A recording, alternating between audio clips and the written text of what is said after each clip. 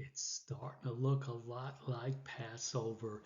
I am so excited and I just can't hide it. I am on the phone and emails contacting people asking if I can share a Passover presentation or say in Florida or New York. I'll spend half in Florida, half of the season in New York, and I just can't wait. And so, therefore, in excitement, I'm looking at the scriptures about Passover. And so, just wanted to briefly share with you here in Exodus 12, God tells the people of Israel, 7 days you shall eat unleavened bread. Howbeit, the first day you shall put away the leaven out of your houses. Put it away, get it out, remove it. And so that is a command. And so, therefore, what do? Well, a few weeks before Passover begins, we start to think and prepare for this, to obey this particular scripture. And so, what one thing we do is we set aside the food in the fridge and in the cabinets that has yeast, that has leaven, so that we could try to use it up and prepare meals with this food so that there'll be nothing left when Passover begins. But we're human, and often, usually, I believe that we haven't eaten all of the leaven or yeast when Passover begins. So now we've got to actually remove it. Certainly, you can just toss it in the can. That's one thing you can do. But how about this? See that picture on the left? Share it, give it away. Find a person in need, find a neighbor you just want to bless, and give them the food so it's a blessing to them. And so this is one of the ways in which we obey the scripture. Now, yes, when God was writing this, it directly speaks that then we, in other contexts, in other verses there, that it reminds us that during the original Passover in Exodus, that they didn't have time for the dough to rise because they would be leaving Egypt. And so we remember that night, anticipation of leaving Egypt, of leaving bondage and slavery. And that is a wonderful thing. And so it brings us back our memory to that day and time in history.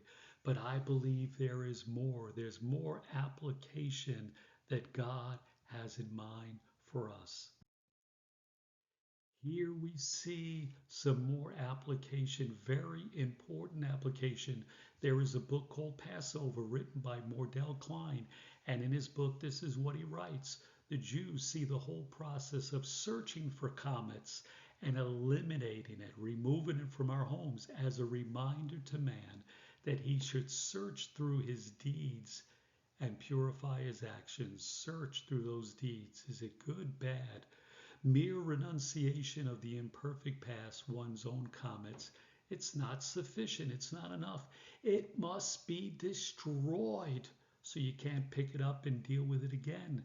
Some Jewish thinkers see chametz, that which rises and becomes leaven, as symbolically representing those tendencies in a man which arouse, stimulate, and awaken him to evil. So here we have to remove the chametz, remove the leaven, yeast. Well, listen, that loaf bread is not going to just pick itself up and walk itself out of the house because Passover has begun.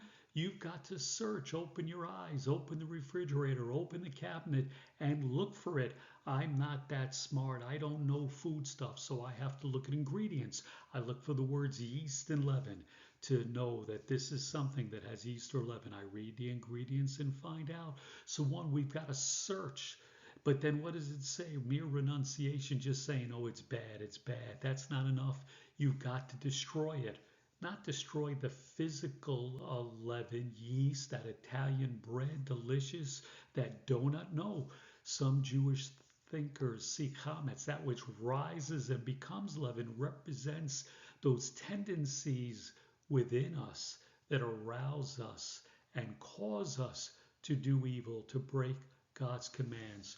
And so, therefore, during this season, it's to sit there and say, God, there's leaven in here. There's either comets, things that can tempt me to sin, or the actual leaven itself, the sin itself. And so during this season, we say, God, as we're physically removing things with leaven in it, Lord, there's some leaven here. There's some sin, and help me get rid of it. But even more so, Lord, what is that thing within me that causes me to sin, that arouses me and stimulates me, that drives me out to sin and break your commandments. Let me get rid of that temptation, get rid of the temptation so that I don't even have to battle it and fall into sin. This is the great application. Lord, as I'm removing this piece of leaven from my house, what in here needs to go? Would you show me one thing that I need to remove?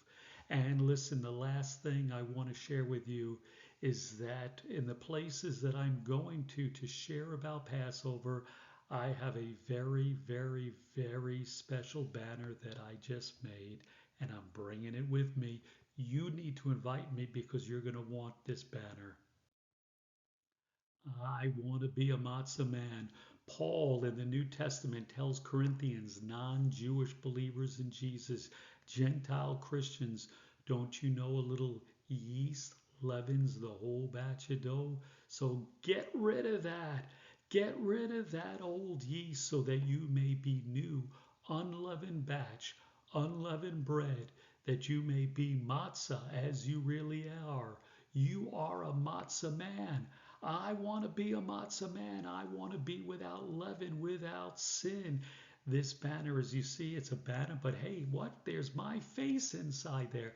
It's got a circle cut out so that people can go behind it, put their face in it, and you can have your picture taken declaring your Passover prayer. This is a Passover prayer.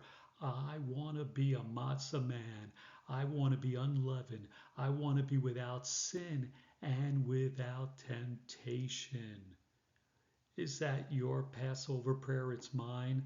And listen, once again, let me remind you that, hey, listen, invite me to your church to share about Passover or a Bible study. Or listen, do you have some other Christian friends or Jewish friends?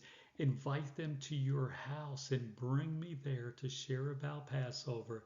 Everywhere I go, I'm bringing this banner with me so people can take pictures declaring their Passover prayer. I hope to see you this Passover.